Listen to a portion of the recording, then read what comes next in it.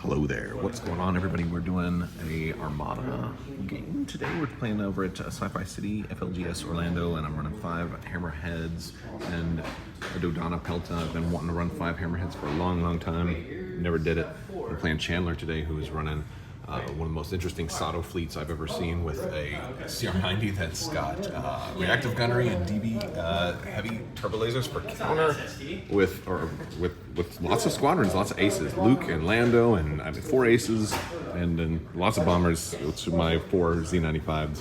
And we're playing dangerous territory. He does have Jaina's light, so that's going to be interesting. So we'll see how this goes. All right, we are set up.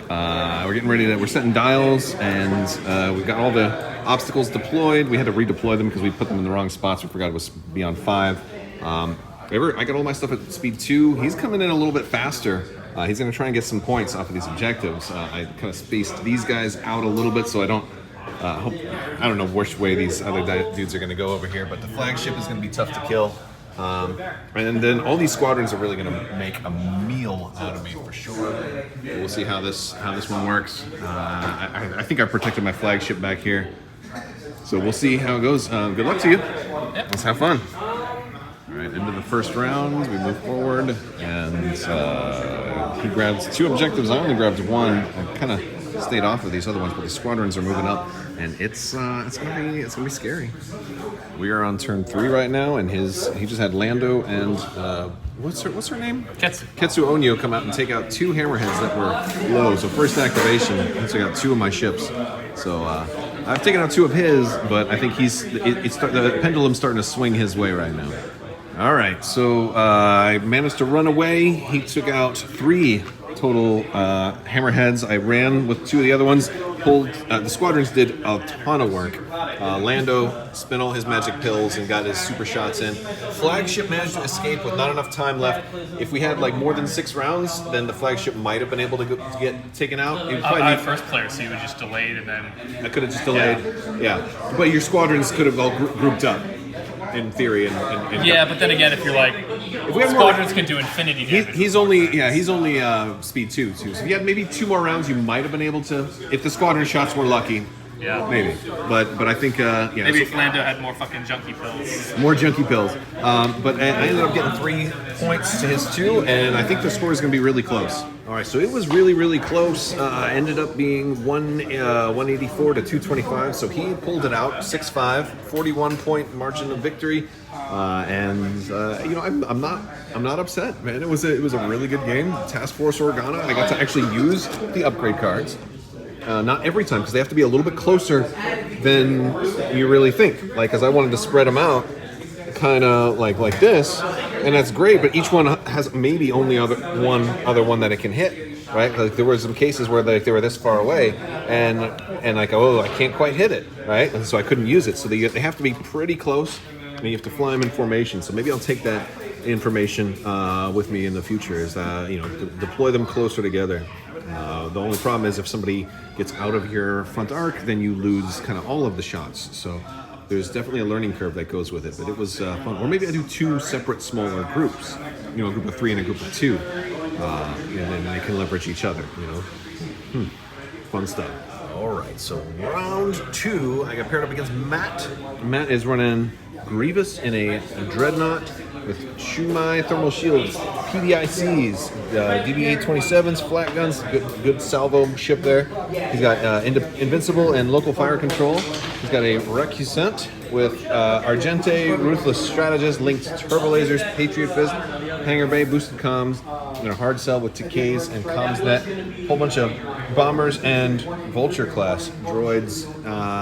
He's got more squadrons than me again. Something I'm running into, but I think we both kind of played the disposable squadrons role. So I haven't looked up the actual. This is gonna be a good one. All right, we are set up. I really wanted to go fire lanes, but instead we went with station assault. So I got to destroy the stations. He put them both together, so kind of to lure me into one spot. I kind of deployed everybody at a slight angle, and he gave me first player too, which was pretty cool. We'll see how that works. It might bite me in the butt. You're going to gain 3 pass tokens, by the way, as well. All right. And there's an invisible hand off to the side coming out, and then the flagship over this way. I'll have some tough choices to make. Try and All right, end of round one, no shooting. A lot of turning in this way. These guys kind of turned around. This guy went forward, turned in a little bit. I think we might have some shooting this round, though. As we're starting round three, he's kind of got me boxed in a little bit. He played that pretty well. We're going to see how this goes. Nothing's been destroyed yet, although he's got a little bit of damage split up between two hammerheads. He decided to go for a side arc and a front shot. I'm hoping to take out both stations, though. Like, all right, you boxed me in, but I'm going to play the hand you dealt me, and hopefully I'll get 80 points out of it. We'll see. First activation of turn 5, kind of fast forward a little bit. I'm down to 2 Corvettes and this guy, and he's about to maybe take out my flagship. But I just took out the Patriot Fist, and this is going to come down to points for sure. But I did take out both stations. I had to sacrifice a couple of ships on some attack runs, but I was able to make it happen. His squadrons have just been... he had a single activation where he took out 3 hammerheads last turn. That was rough. Okay, so end of the game. I managed to... He did take out my flagship. I actually crashed on a rock, which was kind of silly. And flew these ships kind of out of range. We kind of end here where the chase ends, and then we kind of bump into hyperspace. He certainly destroyed a lot more, but because I got the 2 stations, it pushed me up and made the game really, really close. It ended up being like 270 to 261. 9-point difference, he actually had the advantage. So I had 2 super, super close games with these hammerheads tonight.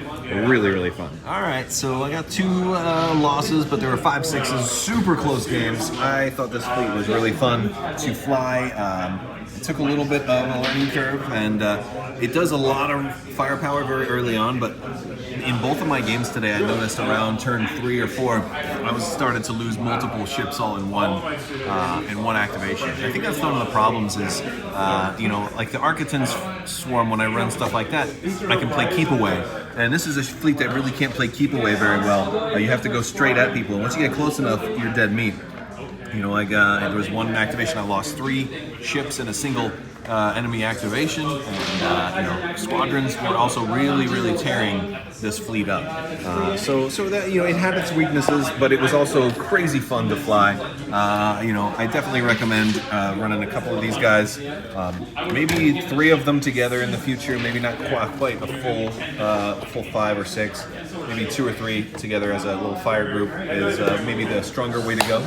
So we'll see, but I had a good time. If you guys are in town, you can come check out FLGS, formerly known as Sci-Fi City. We got lots of Star Wars stuff, Star Wars Armada, Star Wars Legion, Star Wars X-Wing, Marvel Crisis Protocol, lots of board games, all kinds of cool stuff.